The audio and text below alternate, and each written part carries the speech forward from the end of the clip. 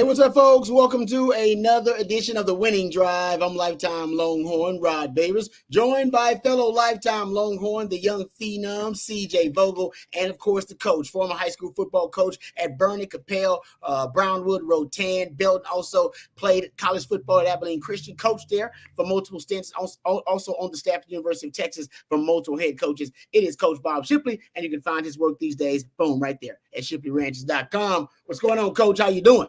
Hey man, you need to list some land. You need to buy some land. You need to hook up with one of the Shipleys, preferably the old man, because them boys are selling lots more land than I am. That's because they got that good Shipley name, man. That's what I'm saying. It's good. They have that brand you can trust, Coach. Yeah. So my one guy who said, yeah, I saw it on Winning Drive, man. I called you up. Yeah, I want you to list my place. So I said, okay. We took pictures, all stuff. And then he called me up and said, man, I got bad news. My next door neighbor offered me this much for it. And I said, sell it. That's a great price. Sell it. And so he sold it, but he did real good on it. So I'm proud of him. I didn't get that sale, but the bottom line is we had a happy man on the other end, and that's all it's about. Damn right. See, that's why we love Coach, man. Stand-up guy. And if you ain't going to give him the business, he wants you to do well. That's what I love about him. That's right. CJ, see, I'm retired. I don't do it for the money. I do it because I like to meet people and tell stories. Ain't no doubt. Well, also the money helps. But yeah, Coach likes it. It's nice, but it ain't the thing for me. It ain't the thing. You're right about that, Coach. It comes from bringing other people joy. There is, I think, its own reward in that. There's no question. My man CJ Vogel, he's trying to bring the people joy, but right now he's dealing with it because he's in the middle of a move. Are you fully moved in, CJ? Is it done, or are we in the middle of this thing? Rod, I can't even. I wish I could flip my screen around and show you the hurricane of a disaster that's in my room right now, but we'll save the people. I don't have anything on the back, but we'll get something there. I know it wasn't much at the last place, but we'll get it figured out now. All I want, Rod, is to have a tan like Coach, sit back by the pool, maybe get some sun, but I'm locked up right now. So all I know, Sarkeesian had a presser today. We're 12 days away from football. We got to talk about Colt McCoy. But man, I'm here for the Winning Drive. I'm here for a good time. I'll figure out this room stuff later. We got football to talk about right now. Yes, sir, we do.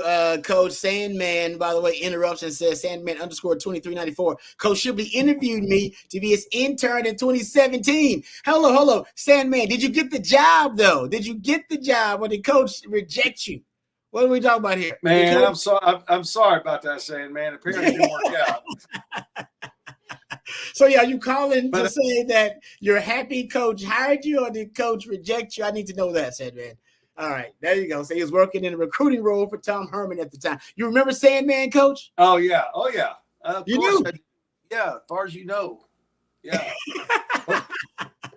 Said he was graduating in 2017. Hey, Sandman, thank you for all right. Congratulations, Sandman. Hope you're doing good. Thanks for being on the show, man.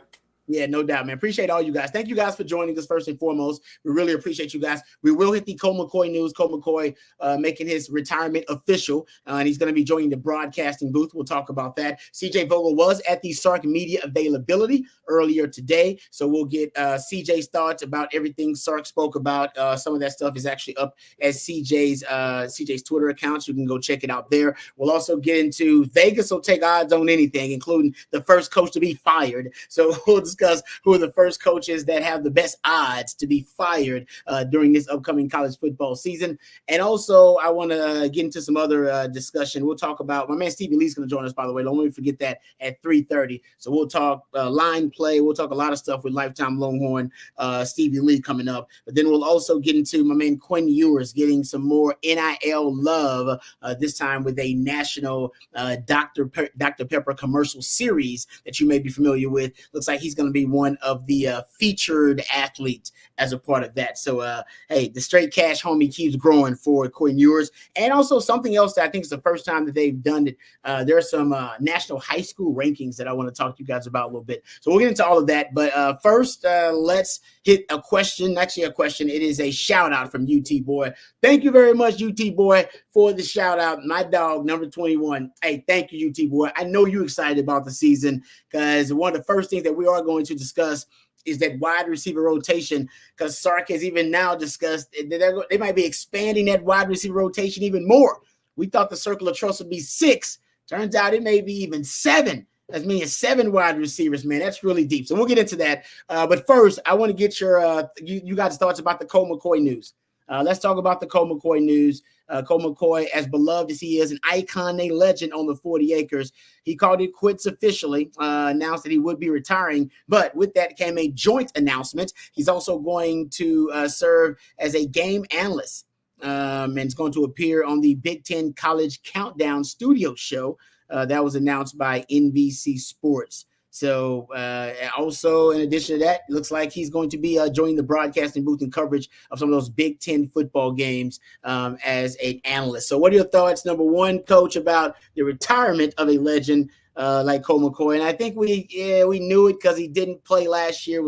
And I think he didn't play because he didn't want to play, because there were plenty of teams that could have used his services. But he didn't play much last year at all. And it seems like now he is resigned himself and comfortable with ending it all and deciding that he is going to focus on the broadcast booth. What are your thoughts, Coach? Yeah, well, I'm so proud of him. I mean, I knew him when he was all ears. If you've ever seen a little picture of him, when he was little, you'd know what I mean. He grew into those ears, thank goodness. But man, NBC Sports, in my opinion, hit a home run. I mean, there's a guy who, he ain't gonna get a drunk driving. He ain't gonna be. I mean, he is just like, if you could put if Richie Cunningham was a sports fan, and you could put him on your show, that's who you would have, Mr. All-American. I know, CJ, you're not sure who Richie Cunningham is. I was gonna say, it's back to that Happy Days sitcom I was telling you about. But anyway, I mean, what a great guy. So much knowledge. I've sat down with him a couple times and just talked a little football. He was so far over my head, but he explained it in a way I could understand it, because that's just how Colt is. But knows so much about the game. He will be a great addition. Obviously, he did not want to, jump in the coaching ranks. He understands the time commitment, and Colt, as you can imagine, is number one, a man of faith, and then a man of family.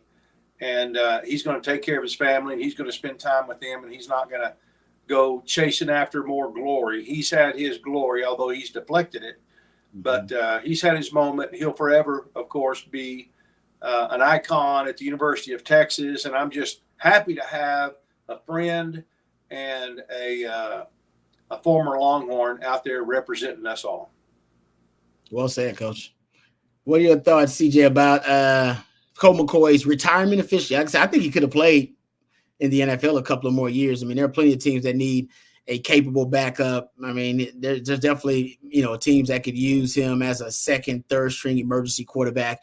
That's not the path that he chose. He chose that he wanted to pursue other things. And I'm with Coach. He probably could get into coaching if he wanted to. He wants to pursue the broadcasting realm. I think he's going to be great. I saw him do a couple of fantasy. He was doing like fantasy breakdowns of film with some Underdog Fantasy, I believe it was at the time. And he was great. Like, he was fantastic. Like Coach said, I mean, he really break it down in layman's terms, and I thought was extremely relatable in terms of the way that he would explain his X's and O's. I think he's going to be great in the booth. What are your thoughts about Colt McCoy from your generation? Coach just talked about it from a different generation, if you will. Yeah, man. I mean, I was 10 or 11 whenever he was diving against Ohio State in the Fiesta Bowl. Obviously, I think I was in I know I was in tears whenever he went down against Alabama. I think my mom actually had enough of me pouting in the living room and sent me to bed. Maybe in the early fourth quarter there. Of course, I was only in about third grade, so I understand it.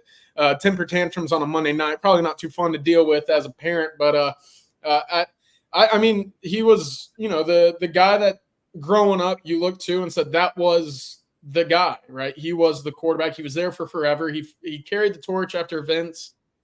It was great to follow. It was a blast to, every November basically you watch a random Monday night football game in the NFL and it's Colt McCoy making his first start in about 4 or 5 weeks, and he's lighting it up for 300 yards. And it was funny that you could always rely on a late Colt,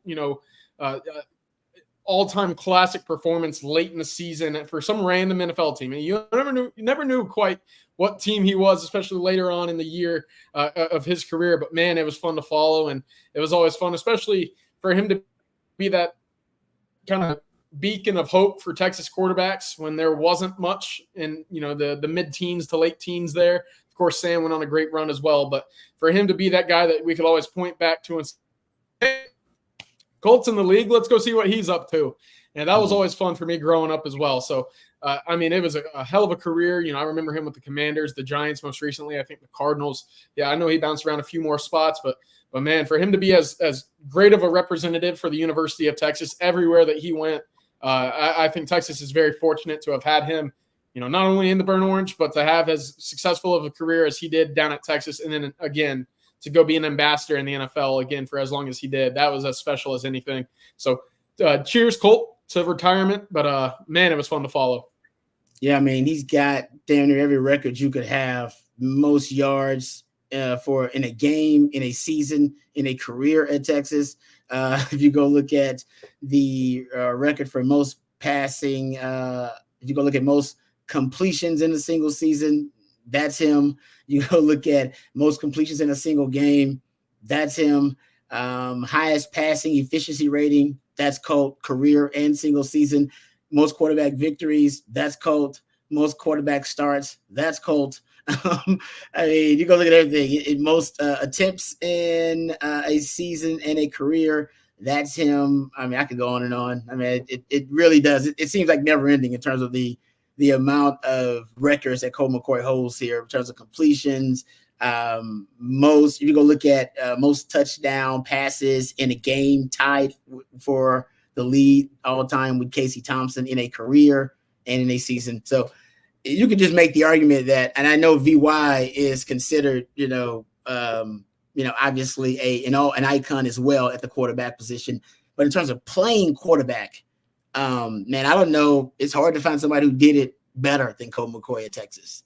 VY's on a different level because he won the title. But Coach, as you know, hell, man, if not for just a bad luck play call and a bad luck hit in the wrong spot, I think Colt would have had a national title on his resume. And if he did, you can make the argument that Texas, he would have surpassed VY, at least in accomplishments, because he definitely got statistically all the records. Yeah, nobody really knew who he was coming out of high school. Mac Brown and Greg Davis took a shot at a kid, but you need to remember, Mac loved coaches' kids, signing Jordan, signing Loki, Derek Loki, Eric Loki, his father was a coach. Jordan, Colt, I think there was Fitzhugh or whatever. His dad was head coach at Giddings. He was a wide receiver that came in for a while. But Blake Gideon, his father, Steve Gideon, was head coach at Leander High School. He just felt like they had a little edge to him, and came with that really bad used cliche coach on the field type guy. But they've been around it for so long, and Colt has always been an incredible competitor. His father was an incredible competitor. His father didn't have near the talent that Colt had, just as I didn't have not even a single ounce of talent that my kids had. But we loved to compete. We weren't any good, but Colt,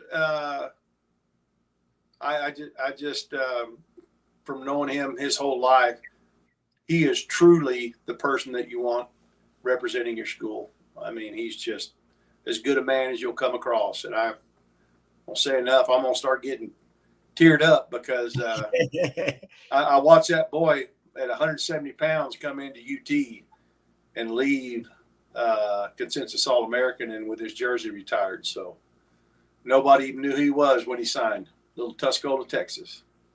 Yes, sir. No, it is. It's a great story. That 2008 season, still, I'm looking at some of the stats right now. He should have won the Heisman. I don't. Oh, yeah. I mean, that season did set the all-time record mark that year, right, for completion percentage. And was it 76, almost 77%, and led the team in rushing. We forget that year. He's your leading rusher and your leading passer in 2008.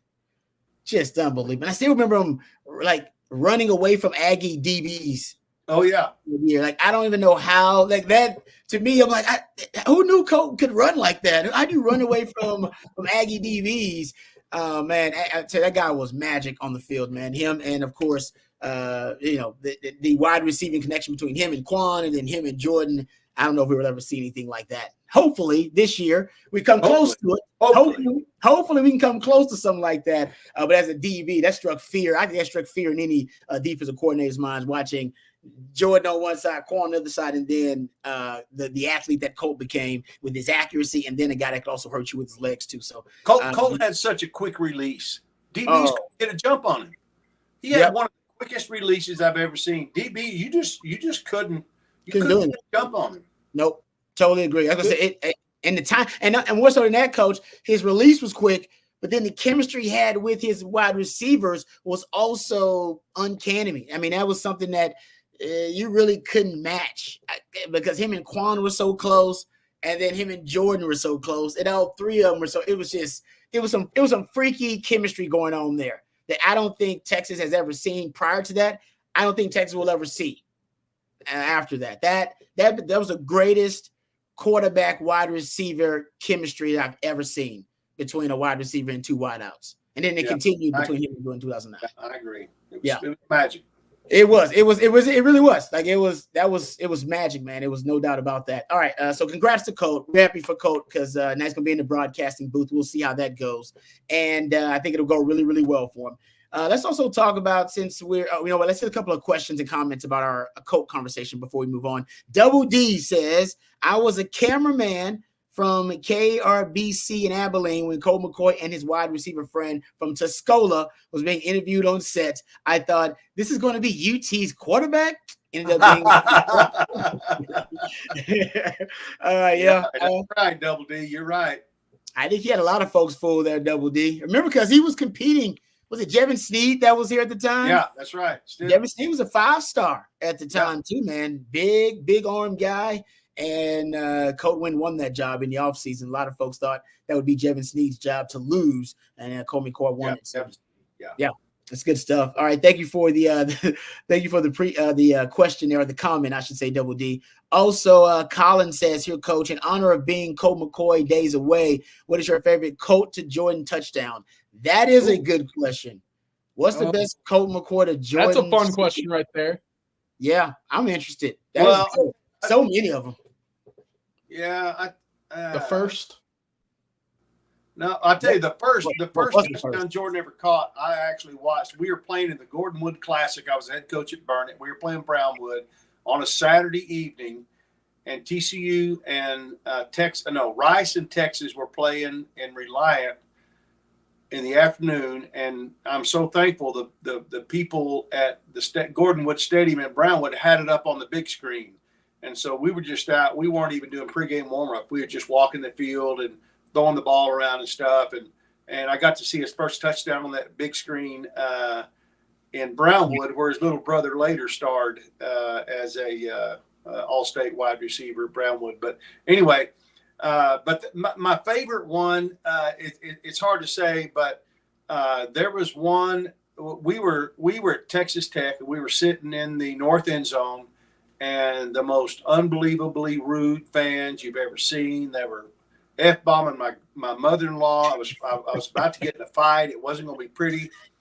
And then Jordan ran out and up. And I mean, he ran it out, and that DB jumped so quick. Jordan just kind of swam him like a. If you pull up the highlight, he swam him like a defensive end would swim a tackle, and nobody anywhere around him, and he just aired it up, and that shut him up. And I was like, thank goodness, man, that was a great move. It's something they obviously had worked on a lot, but that was one of my favorite plays. Actually, the favorite play with Jordan and Colt, I've said this before on the show, maybe theory, was against Arkansas, and Jordan wound up running a back shoulder, but they didn't call it a back shoulder. You remember that, Rod? Remember me telling you about that? Yeah. And I asked Jordan, I said, what do you call that play? It was probably 2007 or 2008. We were playing Arkansas at DKR, and you were running like you were running a go route, then you spun around at the last minute and caught it on your shoulder. And it was a big play. I mean, it was a big play in the game. And he said, oh, we call it fade or whatever. I said, well, how did you know? How did you know not to keep running? And he said, I could tell by the angle of his shoulders. If his shoulders were angled back like this, I knew he was going to throw it deep. If his shoulders were down, I knew he was going to throw it hard outside. So I just looked at his shoulders. Wow. And so I'm like, okay, I tried. I couldn't teach my high school kids that. but that was one of those relationship type plays that he and Quan and Jordan had that, like you say, it just, you can't teach. It's just, they just know it so well because they spent so much time together, before and after practice. That's amazing. I love that little detail. Shoulders. That's what you tell safeties to read, right, Coach? When you look at, you tell the safety to read the quarterback, you like the quarterback shoulders. You got that big part, the angle, then it's going up. Right. I never thought of a wide receiver reading that, but it makes perfect sense. Yeah. That's good stuff there, Coach. All right. That's why I always learn a little bit more when Coach is on the show with me. Just learn something new there. How about this, Lisa? We got Mama Vogel joining us. Says, oh, yes, CJ bled burnt orange way back then. I remember him stomping up the stairs, falling up that loss. Yeah. Yeah. That sounds about right. I'm sure it wasn't a treat at school the next day. I know that's probably for sure. My poor teacher, but sorry, Mom. Nice. I like that. Hey, you know what? It meant a lot to him even back then. It meant a lot to CJ, man. He was passionate about Texas football even back then. All right. Speaking of Texas football, let's get to some of the comments from Steve Sarkeesian at the media availability. I want to get to that, CJ, because you were there. You were on the ground there. Got a chance to hear Sark speak. As a matter of fact, first, before we get there, I believe my man Matthew has the opening statement that Sark made at the media availability. So we'll play that for you, and then we'll get to CJ and get CJ's thoughts about the things that Steve Sarkeesian had to say. But here's Steve Sarkeesian at the media availability, his opening statement today. Scrimmage, I was pleased in the fact that I really felt like we made strides from one week to the next. And a lot of times that's hard to quantify because you're trying to look at all three phases of your team. You're looking at depth. You're not just always looking at frontline starters, but it just felt faster. It felt like we were more efficient. It felt like we were moving at a better pace offensively. Not that it was all just go fast, but even just getting lined up, shifts in motions. I think that forced more communication from our defense, which we needed. We were trying to emphasize there. I thought on special teams we were playing faster. We're starting to realize kind of who are going to be some of our key components on special teams as well. And so that was a real positive. And so coming out of that, as we head into this week, we kind of have what we call a mock game on Saturday, where we kind of work all of our substitutions and situations that might come up Saturday. So we treat this week like a game week. And although we haven't started school, all of our timing and practices and meeting times will be exactly as if we were in class, so that we can start creating some of those habits on their daily routine and what they need to do to handle their preparation from a football standpoint, but still managing their personal lives. So we're working on that, and then more importantly than that, as I just touched on with the team, like we really got to drill down on the little things this week, right? Everybody's got the little things, the details at their position to really wire into, and at that point, when they do that's how they earn the trust of us, that we can count on them to do the big things when the games come around. So I've been impressed with this team. I love, like I said, just the camaraderie of this group. They're very connected. They work well together. They hold each other accountable, and that was no different Saturday. And so the one thing I'll touch on too, I thought the offense took care of the ball much better Saturday. Coming out of that first scrimmage, the ball was loose. I think we had about 5 turnovers. This past Saturday we had 1. And it was another great red zone turnover that the defense now 2 weeks in a row has been able to create. So that's good for them too. So again, I'm trying to look at it from a 10,000-foot view and not through a straw, just as what does the offense do, but as a team. And I've been impressed with where we're at. All right, that's Steve Sarkeesian's opening statement. Says that he's basically he's happy with where the team is right now. Real quick, CJ, I want to get your thoughts just about what he talked about there with the team and how close the team is. Interesting that he brings that up, that he enjoys the camaraderie of this group, how close they are. Something that last year he talked about that made that team special too was how close the group is. That's interesting considering how many new parts they have, how many new guys on this team, how many new transfers, impact players that are coming in, that Sark says this group also has gotten really, really close in a short time. Yeah, it's been a constant theme, right? It's kind of been one of those work in progresses ever since Sarkeesian took over the job, and now we're seeing it in full-fledged effect, right? He mentioned later on it was Quinn Ewers who called a team or a player-only meeting ahead of a team meeting with the coaching staff. Said, "Hold on, before y'all speak, let me have a couple minutes with the team. Let me address some things. I know that we've been hit a little bit with the injury bug. Let me just make sure that everybody's dialed in and focused." And that's a sign of a great leader. And I'm sure we could go back to reference Colt again. I mean, that jump that he made from a second-year starter to a third-year starter was pretty significant statistically.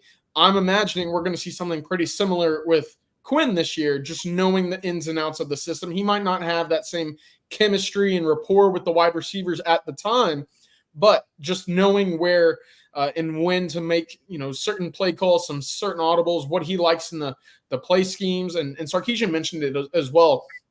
Not only is it just Quinn Ewers who benefits from being in the system for 3 years, but it's Steve Sarkeesian, the play caller, who benefits from having the same quarterback, understanding his tendencies, what he likes on certain downs, why he's making certain throws in certain situations. The two of them working together is just as important as a center and a quarterback in the game, right? Those play calls are very important. And the way that they talked about it today for Sarkeesian, the two kind of building off of one another is tremendous. So today, again, we got to hear about what's ahead for the Longhorns as they start to build a little bit for Colorado State. Interestingly enough, Sarkeesian was asked, how much preparation has there been for Colorado State? And that question was followed up with Coach Norvell over at Colorado State saying today in his press conference, yeah, we're getting ready for Texas now. So this week leading up will be the mock game. They'll get on the field Saturday at 2:30 in the afternoon.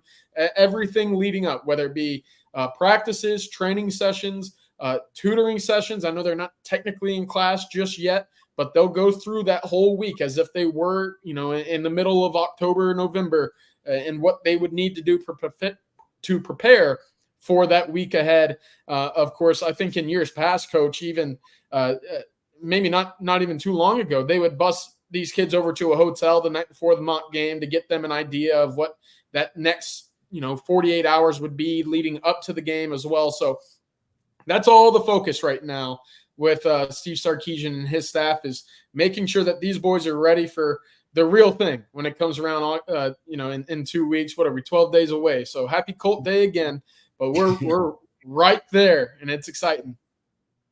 Yeah, that's interesting. And Coach, your thoughts, because he said one thing he said that was different from the first scrimmage. Their assignment and alignment sound a lot more buttoned up. Guys are not as sloppy as they were in the first scrimmage. He said that a couple of times in an opening statement, that guys now are more focused on the details of the offense, getting lined up in the right place, subtle movements and shifts. That's also something that I think was going to be a work in progress for Sark, because his offense is just, there's so many moving parts to it. Yeah, and I love the fact that he's kind of widening his circle of trust a little bit. And if you're a freshman and you could play, then you may have that opportunity, even though this is a very veteran team. Maybe not all Texas-grown, Longhorn-grown veteran teams, but they've proved on a big stage, either here or at other places, that they can do it. But But I agree with CJ in that. But culture. You may have seen it when you were in high school. I was so lucky that my two kids, both my boys, were in a great class of athletes. Just a great group. They loved each other. They played together all the time. They hung out, when they weren't. And then, man, the very next year, it's like, man, these guys, they're all into their own thing or whatever. And we lost that. You can lose it so quick, So I think it's important for him to continue to sell that culture and for him to ask the seniors and juniors and former previous starters to really talk this up in the dining hall and in the dressing room and in team meetings. We don't have to go to the hotel because we're going to tell you how it is when we're at the hotel. We're going to be locked in. We ain't going to be jacking around. We're not going to be FaceTime people. You put your phones up, and once you have that team led and you can keep that thing going, because the time that you think that it's just going to automatically happen every year is when you're going to be very disappointed. So I love that team is continuing to grow together, and I'm sure it's because he's emphasizing that and giving those leaders leadership roles, because it means more from Quinn Ewers, or it means more from Andrew McCuba than it does a freshman or a redshirt guy or a walk-on or even a coach. Because now I know, okay, man, I got players watching me now. With this is serious business. We got to be dialed in. Yeah. So I just really appreciate what he's doing for the program and how it's continuing to perpetuate momentum. Yep. Yeah, Coach, I got a question for you. Sark also talked a little bit about the wide receivers, and we've talked about it here. Rod, you've coined it the circle of trust, right? With those 6 wide receivers that Texas is familiar with. The newcomer Ryan Wingo joined up with the 3 transfers, and then DeAndre Moore and Jonte Cook. Today he mentioned Ryan Niblett as someone that he felt as kind of joined that group. He said, we feel really good about 7 wide receivers. That's interesting coming after 2 scrimmages in fall camp, right? I feel like, and obviously correct me if I'm wrong, but as you kind of get more and more familiar with your roster, your personnel, the closer you get to the fall camp or that kickoff or opening weekend, that circle normally shrinks, right? You normally feel like, all right, I know who my go-to guys are at each position. For that circle to expand, is that more so in your eyes because of a good scrimmage? Is that him finding ways in other spots to get on the – how often is it to find new pieces this close to opening kickoff to say, all right, I know he's going to be a player for us now, versus maybe not knowing as much in the summer and in the spring? Yeah, I kind of take it as don't be surprised if we get a lead on August 31st that you don't see Ryan Niblett in the game. I think the realization, he knows it, but just the actual punch in the face of having 2 running backs hurt. The same thing happened in that wide receiver room. Even though we're 6 deep, now all of a sudden you're only 4 deep and you're in trouble. You could be in trouble. And so, and then there's the other aspect of keeping these guys hungry. They've already got their guys. Man, why should, they've already got the guys picked out and I'm on the outside. No, if you earn it, if you work hard enough and you don't bust plays and you've earned it, you're going to be in the circle. That's what I like about it. Doesn't mean he's going to see a ton of playing time, but he's getting him ready for playing time one way or the other. And the chances that we go through this season without any receivers missing a game is pretty close to 0. I mean, it really is.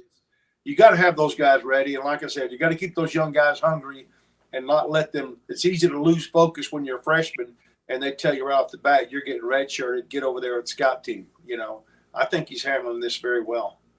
All right. Good stuff there, Coach. I like that too. All right. I also like when Stevie Lee joins us, lifetime Longhorn Stevie Lee. And we appreciate him joining us every Monday on The Winning Drive, courtesy of our good friends at Hardgrove Roofing. Thank you very much to our friends over at Hardgrove Roofing with offices all over Louisiana, Arkansas, and of course, the great state of Texas, including Austin, Texas. Hardgrove Roofing will take care of all of your roofing needs, plus they're Longhorn friendly, ladies and gentlemen, with partners like lifetime Longhorn Bert Auburn and of course our own Stevie Lee. They are the most pro burnt orange roofing company out there. So call them today for a free roof inspection, 512-645-3202. Know who's on your roof with Hardgrove Roofing, hardgroveroofing.com. Stevie Lee, thank you for joining us, brother. Good to see you. What's happening, guys? How are y'all? Doing great, man. Good. Doing really We're good. close to football, Stevie.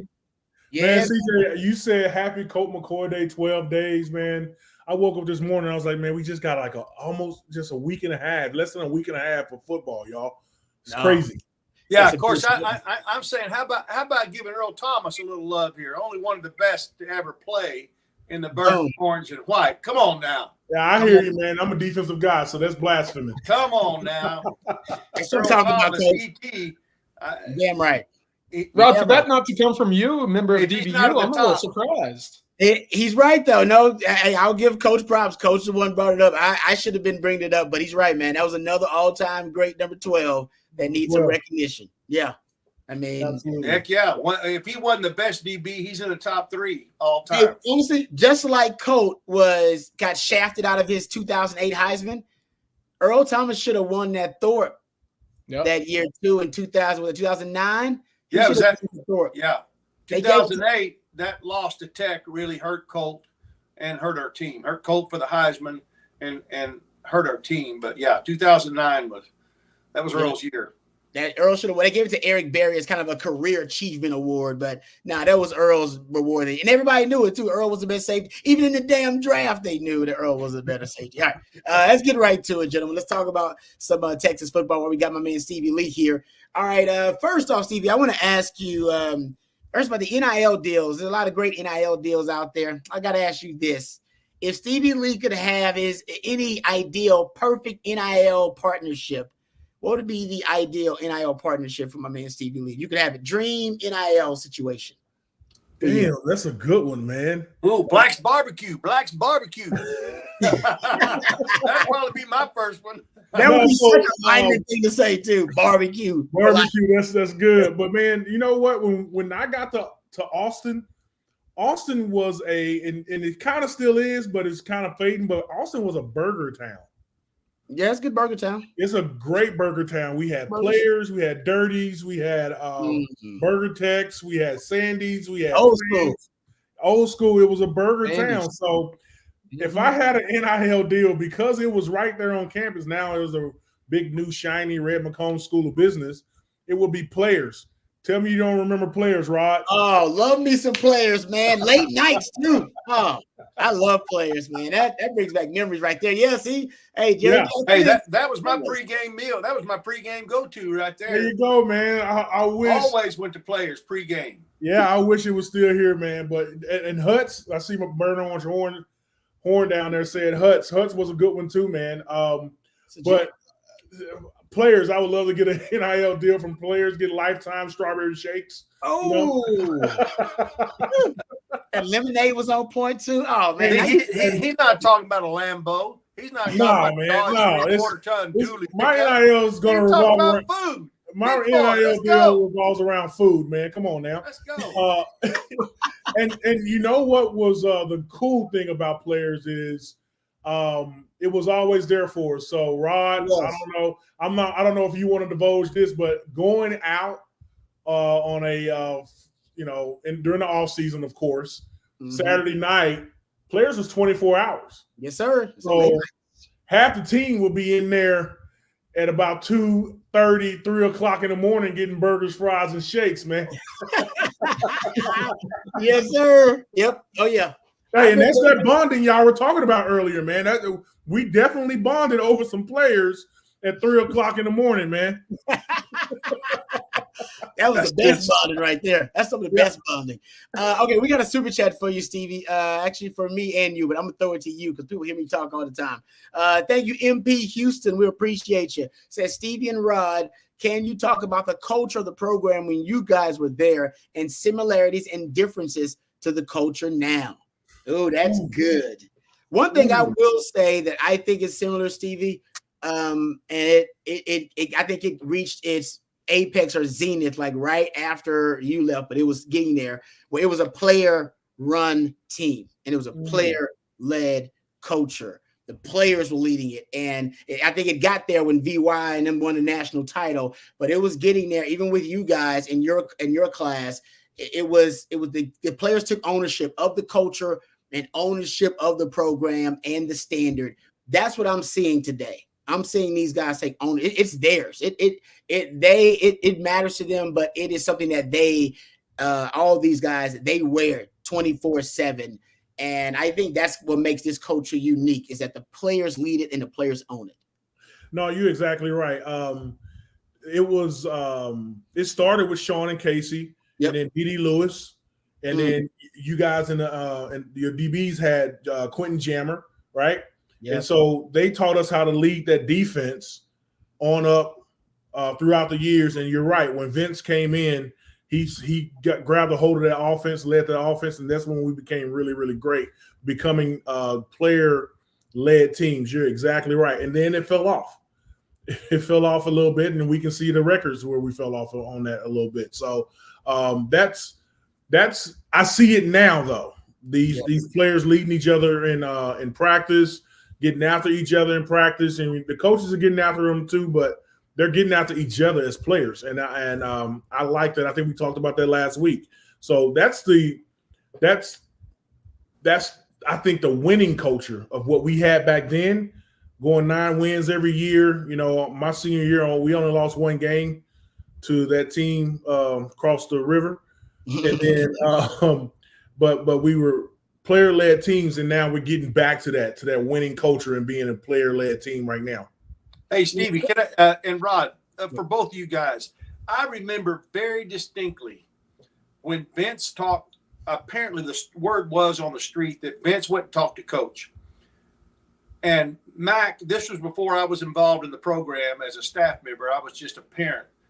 But I remember when it seemed to me Mac was turning it over to the kids when he started letting them play music pregame when Vince was out there dancing and loosening up, because Mac wouldn't have that before. It was just the regular old stadium music, you know, dun dun dun dun dun dun dun dun dun, you know, that crap. And then my understanding was Vince got him to play some music that the players liked, and Vince would be out there grooving to it, and that's just kind of how he got in this thing. And I thought that's a great thing for a coach to feel confident enough in his players to let them have fun.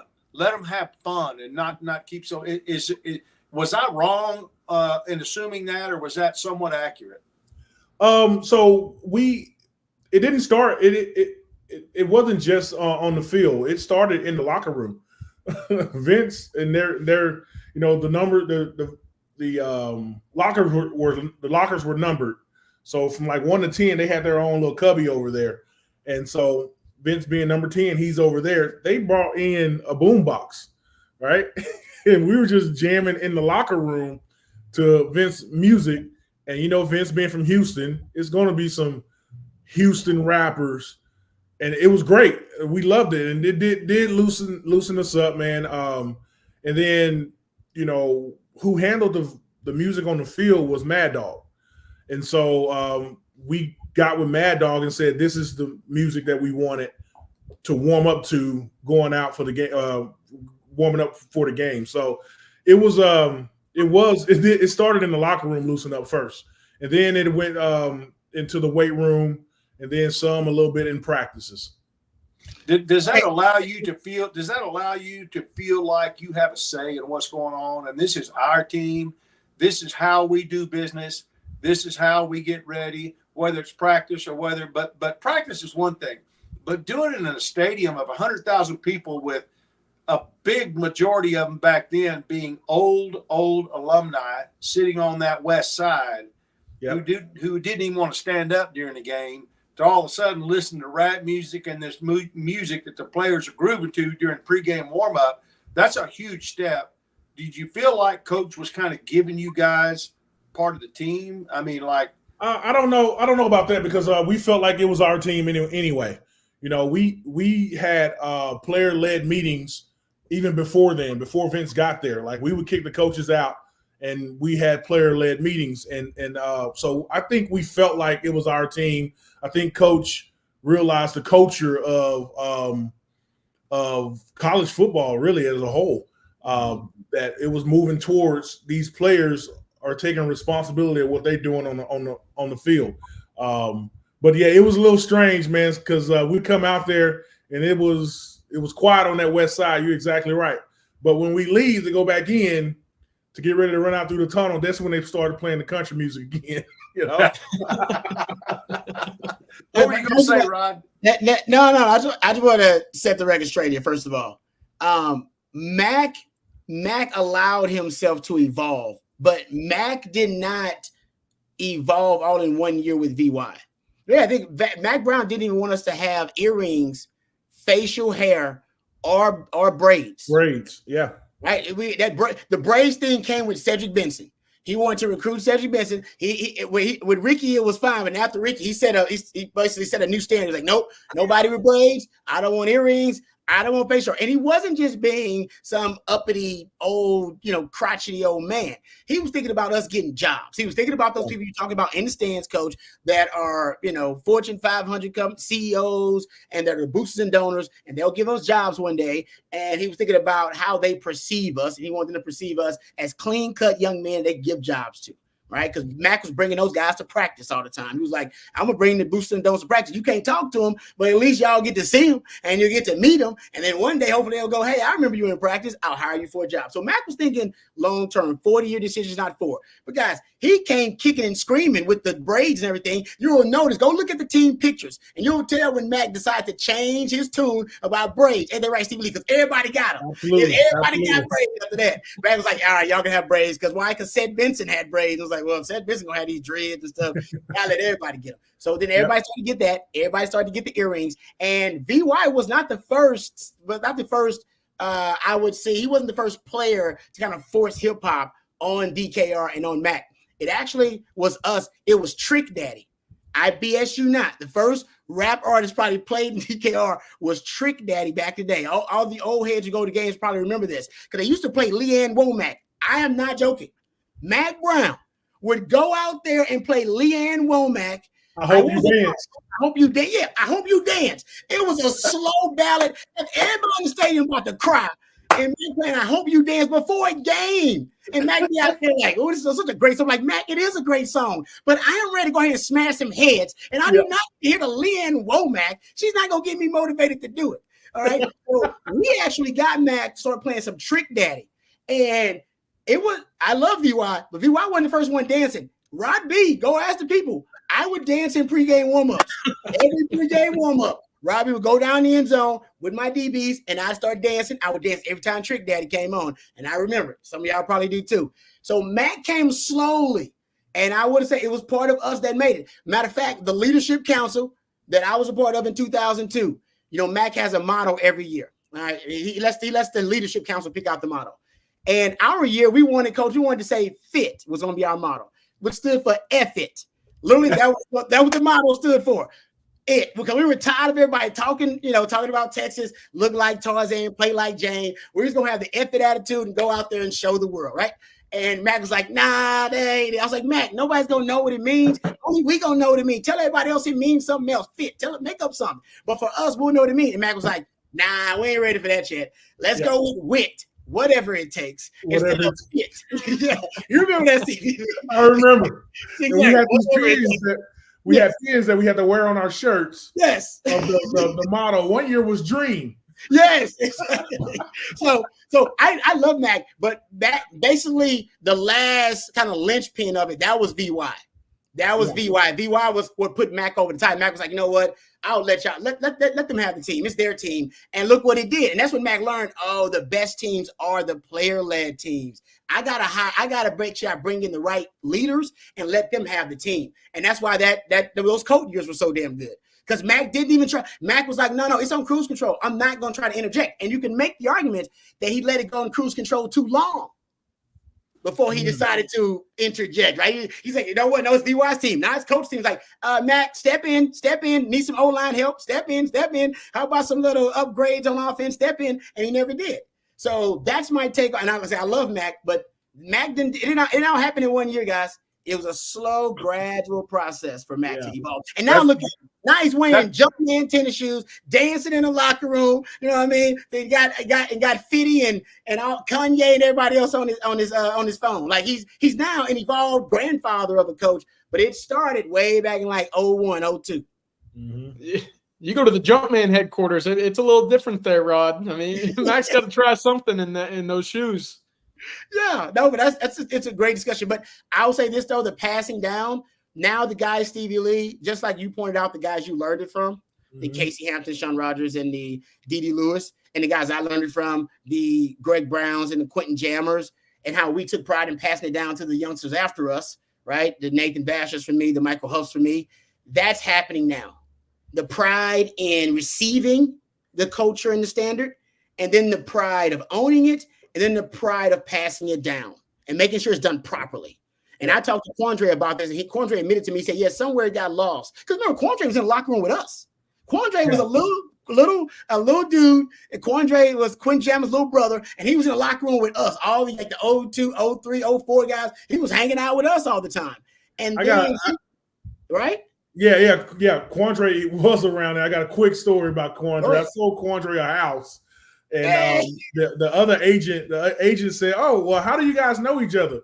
Quandre looked at the agent and was like, "Oh, well, I've known him since I was 7 years old." I was like, "No, you didn't." No. That's true, though. It is true. Yeah, that's right. And so Quandre knew about that torch, right? Passing of that torch. And he admitted to me, Stevie, he was like, yeah, somewhere it got lost. It got lost, like, because he remembers it being passed down and then it got lost. But now they picked it up again, and I don't think they're going to drop it. Not this group, man. Yeah. That's what Sark likes about them. And then that's why I'm feeling Texas football is this upward trajectory right now, because they're building something with a great foundation, right? So last year, the great foundation was the players buying into Shark's whole system, and now I feel like these kids are running with it now. So starting with that great foundation, now we got to maintain this foundation, right? There's there are going to be there's always adversity, and we just got to come together and fight through the adversity. We already seen a little bit of adversity in the coaching staff, right? So, with Sharks. So long as we all stay together, continue to build off this foundation, we can be good for a long time, guys.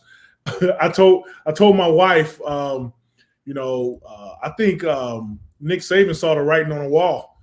That's why he wanted to get out of college football. Hey. Well, that's what I was saying, Rod. That's why it's so important. Every year, you can't just turn it over. You got to make sure that culture is going to stay and those guys are leading. And I think you're exactly right with Mac. He just it got so good for so many years that he just thought, we're going to win 10 every year at least, and the players are going to take care of things. And somewhere that got lost. It did. Somewhere it got lost, and it's something that as a head coach you have to stay on top of. Yeah. I don't want to. Yeah. I talked to Mad Dog. Mad Dog said that his hands were tied at some point to where he could not discipline some of the players like he wanted to. So, and that's where we started to see that plateau, and then kind of we fell off a little bit. Interesting, because I've talked, and I'm sure you have too, Stevie. I've talked to Coach Becton. I'm sure you have too, Coach Shipley. And Coach Becton, I didn't realize he had so much old school in him. Yeah. He got some old school in him now. I mean, you know why he got old school in him? Because he's from the tree of Mad Dog and Shep. Okay. Did you know that? Okay. Yeah, he falls not too far from that tree, man. In fact, I went to Beckton's surprise birthday party a few months ago, and Shep walked in. I got a picture with him, man. I turned around. Look, I turned around and saw Shep. I was like, damn, what are those 120 dumbbells in? I got to go. You get scared. Get them flashbacks, man. That is crazy. So I didn't realize that makes a lot of sense, actually. Yeah. He's got some of that old school in him. I didn't know he was that close to the old regime. Man, the coaching world is such a small world. It's such a small world. All right, also a small world within the Omega Psi Phi community too, because they're all part of that. Yeah. Oh, really? Is that what it is? Okay, that's the brotherhood then. The brotherhood within the brotherhood. Yeah, that's like Bob and CJ laughing like we know what the heck y'all talking about. Tasty white dudes, man. We don't have any idea what y'all talking about. That's his fraternity. Those who don't know, right? That's your fraternity that you are a part of, right there. Ain't that right? Is that what it is? No, I'm not an Omega, but yes, that's their fraternity. Mad Dog, Shep, and Coach Beckton. Yes. Okay. Yeah. Yep. Hold up. Is Stevie Lee? Was Stevie Lee in a fraternity? Right on, guys. Hey, Stevie Lee was PGZ in a fraternity? No, he wasn't. No. Okay. They said he looked like a Kappa. That's right. They tell he looked like one of them Kappa dudes. He just looked real pretty a lot of the time. Yeah, no question. That's him. Well, Stevie, we know you got stuff to do, man. Thank you for joining us. We won't take up too much of your time because time flies when we're having fun, and we always do when you come on the show. So thank you, man. We'll talk to you next Monday, man. Tell the family and the beautiful wife I said hi. I appreciate it, guys. And y'all remember Hargrove Roofing. Know who's on your roof. Yes, sir. All right. Thanks, Stevie. Thanks, Stevie. Thanks, Stevie. Lifetime Longhorn Stevie Lee there, courtesy of our good friends at Hargrove Roofing. So thanks to Hargrove Roofing for sponsoring the winning drive with offices all over Texas, Louisiana, and Arkansas. Hargrove is the choice of customers everywhere for superior, reliable service. If you're in need of a new roof, you'll want to know who's on your roof. It's Hargrove Roofing. Know who's on your roof. So thank you to my man Stevie Lee. Thank you guys for the questions. Get to a couple of super chats, and then I want to get back to some of the comments from Sark's media availability. Since CJ was there, we were interrupted by my man Stevie Lee, gladly so, because it's always a great conversation. But I want to get back to it. But first, Freelance Society. I've met Freelance Society actually in person. Great human being. Also one of the hardworking journalists. Worth a follow on YouTube. Freelance Society. Go check it out. On 3. There were 5 Texas high schools listed among the top 10 in the country. No West Texas programs. Is there less talent now for recruiting? CJ. Okay, so how about this? I looked at this list. This is shocking, guys. So I went and looked at this list too. I'm glad you brought it up, Freelance Society, because it was something that I looked at. So On 3 is doing national high school football rankings. All right, guys. So they're ranking. I got to 200. I don't know how far they got, but I got to 200. So they ranked at least 200. The top high school football programs in the country. And I looked at the top 50. I don't want to bore you guys half to death. And we'll get to Freelance Society's actual questionnaire. But how many Texas high school football programs do y'all think made it in the top 50?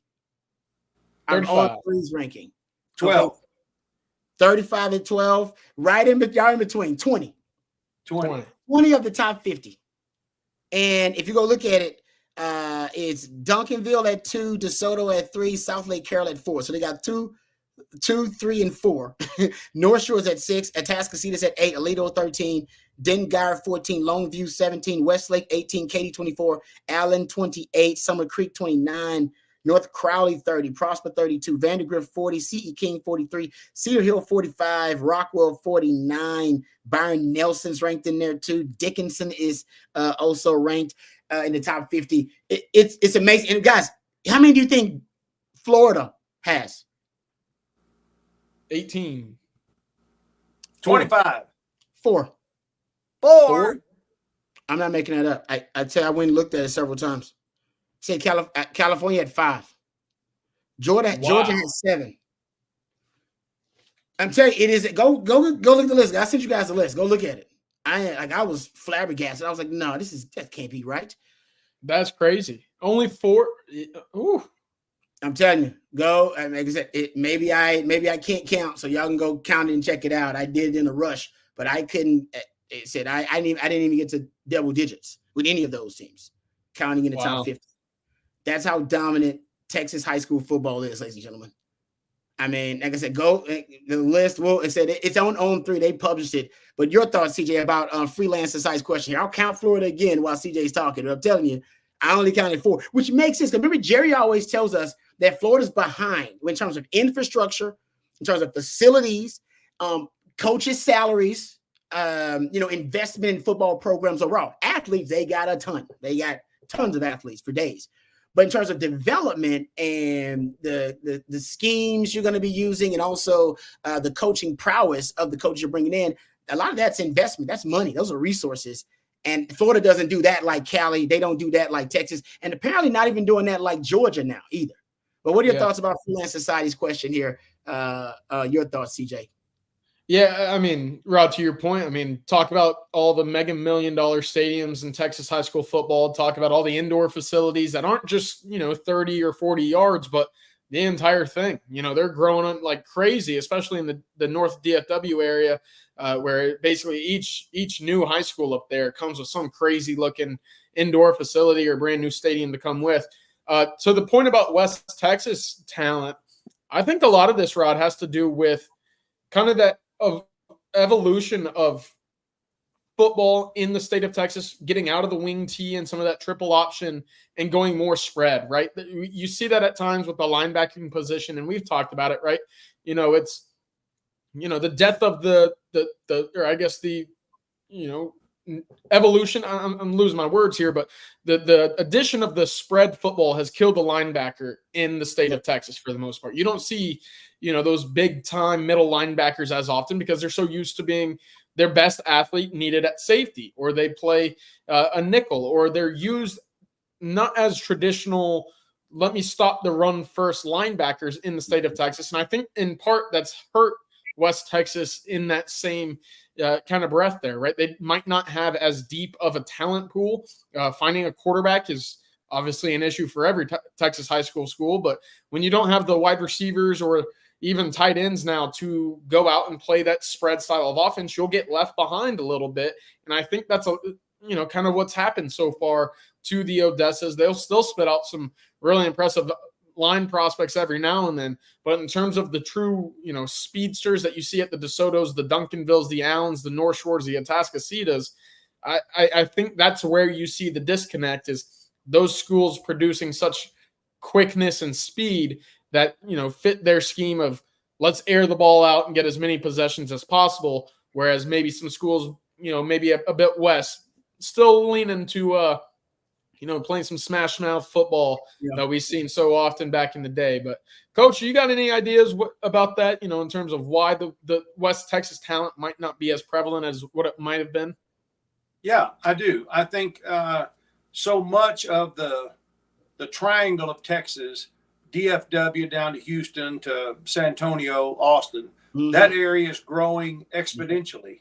Yep. And you can put, while y'all were talking, in fact, I got cut off somehow, but I was thinking about the fact that you add up the high schools in Frisco ISD and the high schools in Katy ISD, that probably represents the number of schools in West Texas that are fairly capable of producing talent on a semi-regular basis. You've got San Angelo Central, who's down a little bit.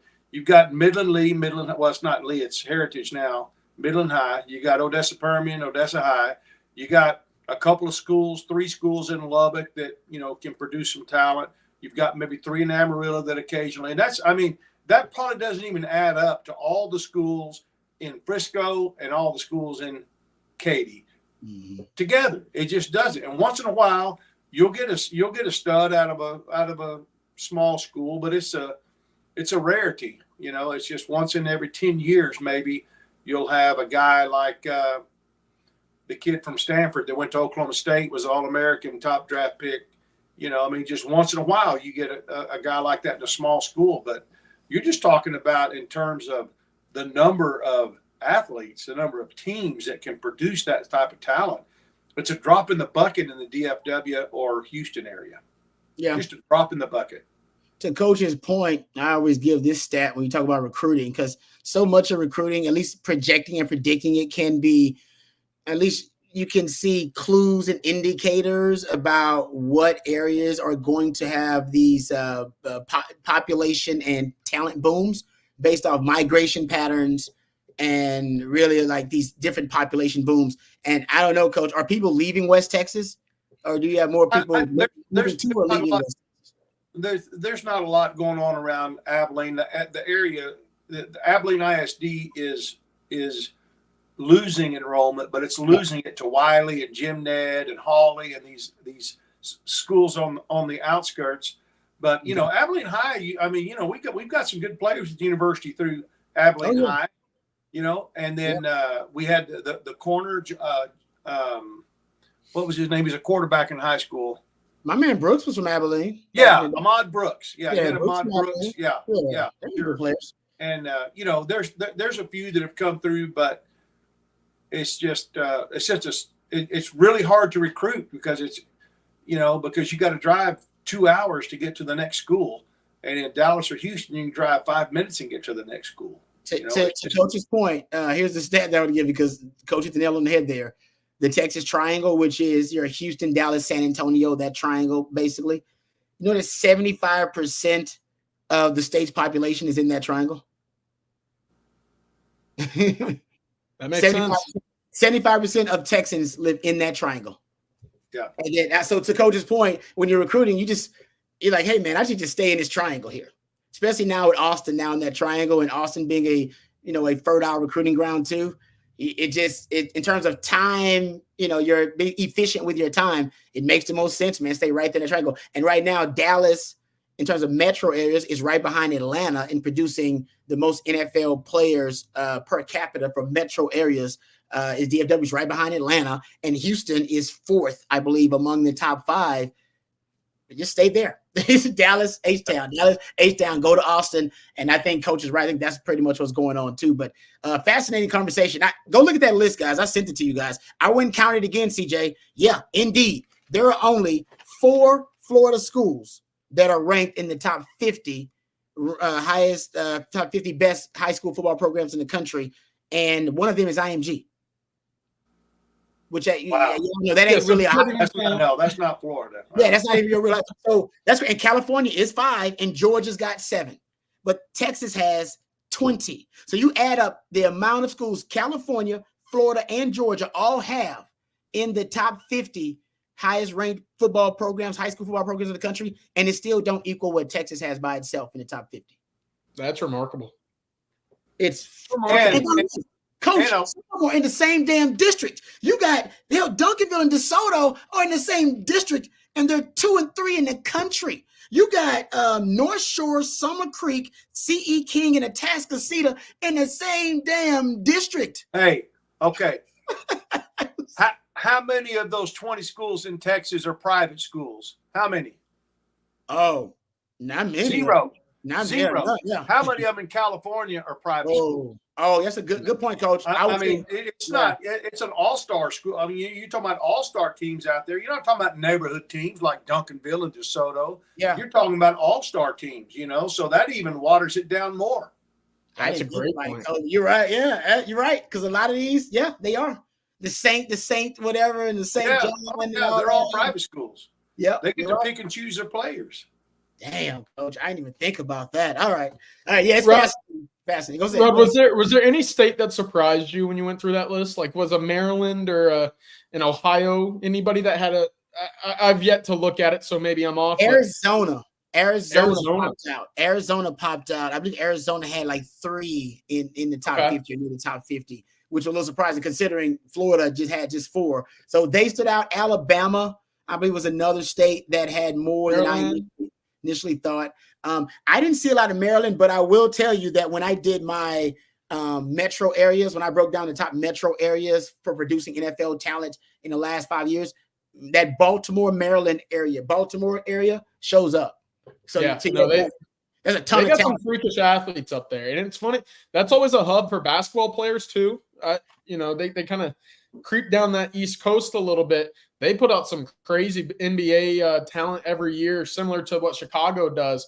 But you'll see a guy like Nick Harbor, who's 6'5", 240, running a 10-1, and you'll just sit there and say, what's going on here? But that area puts out a lot of interesting talent. That's for sure. Yeah. No, it's made. Yeah. Baltimore, they made it into the top 7, actually. Top 7 metro areas in the country for producing NFL talent.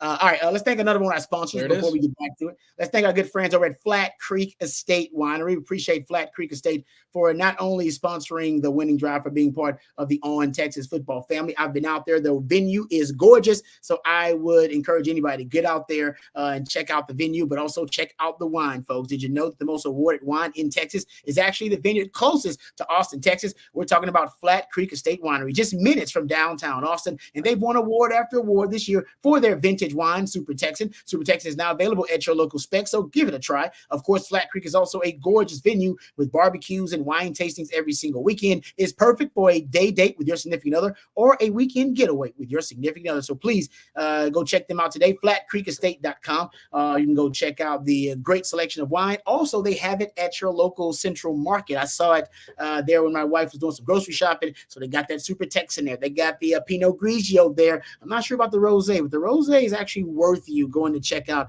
on the website, ordering. Really refreshing stuff. Love me some Flat Creek Estate, my wife's favorite wine these days is that Super Texan. Check it out for yourself. Thank you very much to Flat Creek Estate for sponsoring the winning drive. All right, gentlemen, getting back to, I know we got a couple of questions. Let's get UT boy. I'm supposed to get this up doing Stevie Lee's appearance here. Legend of Evangel. Yeah, thank you very much, UT boy. I'm sure I'll pass that along to Stevie Lee. I'll make sure I pass it along to her. We appreciate all the support. All right, how about this one from Antion for you, Coach? Coach, besides your 2 sons and Shackelford, did any more players play on the 40 acres? Yeah. What did you say that name was? Say Shackelford? Yeah, Zach Shackelford started 4 years at center for Tom Herman. Oh, okay. Yes, I do. I remember. Zach Shackelford. Yes, He was committed to Oklahoma State, and then he wasn't going to play for the offensive line coach that Texas had at that time that had come from Oklahoma State. Remember, they got Charlie Strong kind of in trouble because he's supposed to be the co-OC, but he wasn't, and all that mess. I remember that. Yep. Yeah, Zach had a bad relationship. Got off on the wrong foot with him during camp and said, I'm not playing for that guy. And so anyway, so he committed to Oklahoma State, and then Kansas State. He committed to Kansas State. And so then he wound up they wound up changing offensive line coaches, and he shifted his commitment to Texas and had 4 great years. And he's another guy like Colt McCoy, just an All-American, great human being, one that you hope your daughter marries. But yeah, I had one more. Kenny Vaccaro's little brother, Kevin Vaccaro. Hey, played for me in Brownwood, and he played at the University of Texas. Might have seen a highlight or 2 of him. I think he was number 18 when it came to 18 days. He made some good plays, and he's one of those guys that he lived at my house as much as he did his house. I mean, I'm not. He was at my house all the time. He was like a second son to me, and I love that dude. He's the one I was telling you about that came down the stairs Halloween night when I was in the dorm checking curfew. He came down, had his top hat on, his cat hat, and going down to 6th Street with his top hat on and his tuxedo. Yeah, he and his buddy, and I sent him back upstairs. And then later I asked him, I said, hey, what did you guys see? And we snuck out the back door, Coach. We went to the door. I remember them bed checks, Coach. We just waited till y'all knocked on the door and went out about 20 minutes after. It's all good. That's right. Yeah. That was good stuff there, Coach. All right. I want to get back to, speaking of, Coach, you brought up something really, I think this was our winning drive Thursday. We talked about what your advice would be for Coach Sark with the injuries obviously coming to a head at the running back position, losing your starter, CJ Baxter, and then losing another depth piece in Christian Clark. And you said, put green jerseys on them and don't touch them. I believe Sark took your advice, or essentially great minds. Yeah, I'm sure he watched the podcast and thought, I didn't even think about that. But no, CJ, you did report that obviously Trey Wisner and Jaden Blue were wearing green jerseys during the scrimmage. And here today, Sark was asked about, what is the level of physicality with practicing with the running backs, and he did admit basically not only pitch count, but we're watching how hard we're hitting them too. Yeah. Hey, he said they're not full live, right? Can't take the running backs to the ground, much like the quarterbacks, who are wearing their black jerseys, but running backs were in thud. He said it was pretty interesting, right?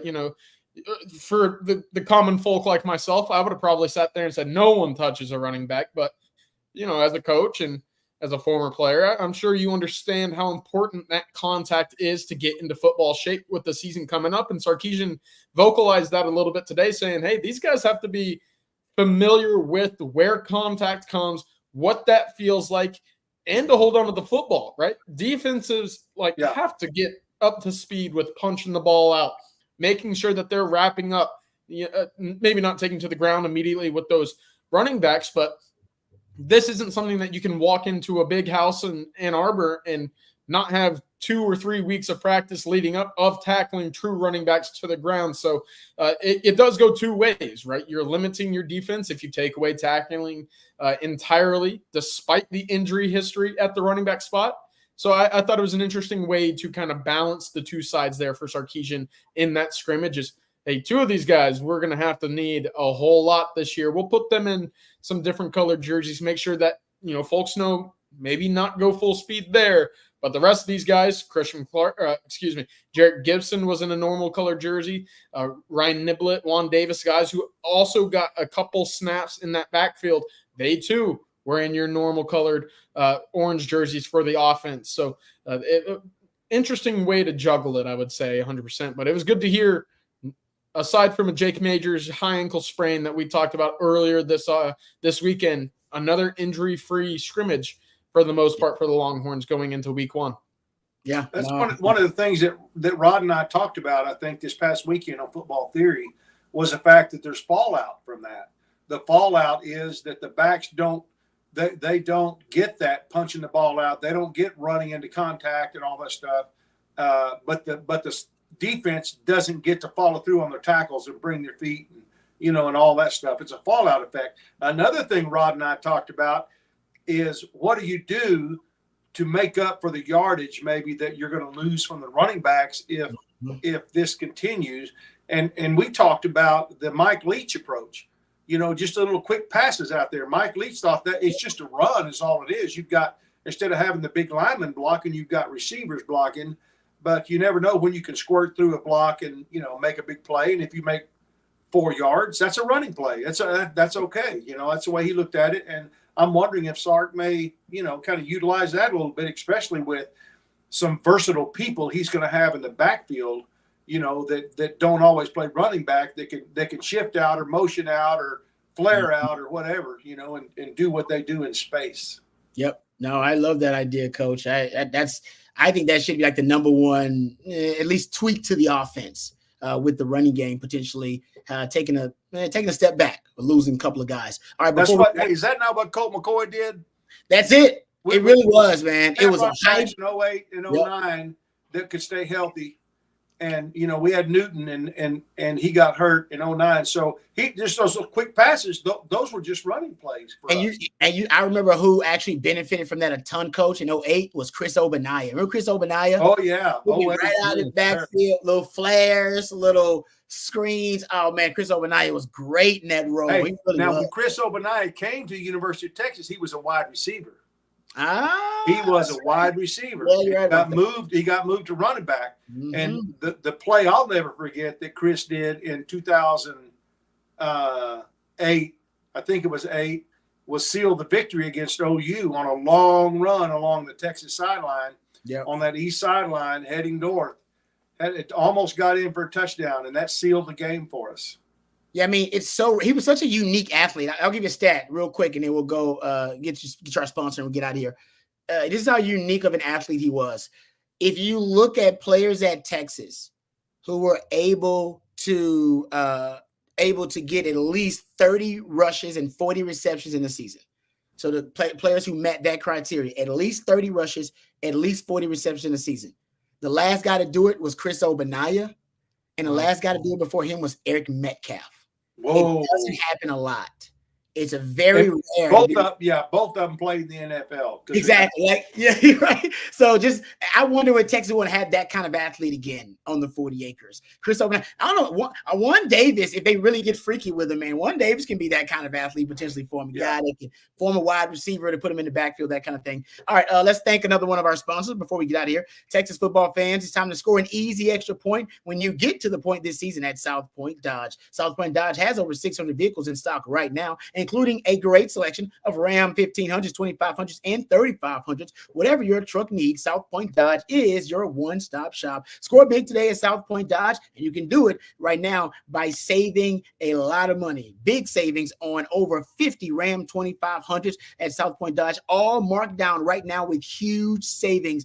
South Point Dodge is your automotive everything and your one-stop shop for all your truck needs. You can go check out their inventory for yourself and go check it out in person in South Austin, out by 35, or you can go online at southpointdodge.com to go check it out. Very grateful to have South Point Dodge as a part of the On Texas football family and through football season. So thank you very much for sponsoring the Winning Drive. southpointdodge.com. Get to the point at South Point Dodge. All right, getting ready to get out of here. Remember, folks, tomorrow you'll have Coffee and Football in the morning at 8 a.m., and then we'll have our Tuesday night live stream. That will be me and my man CJ Vogel on a Tuesday night live stream, along with Aaron Hogan as well. So we're going to have some fun with that. We'll have all of your updates on Texas football.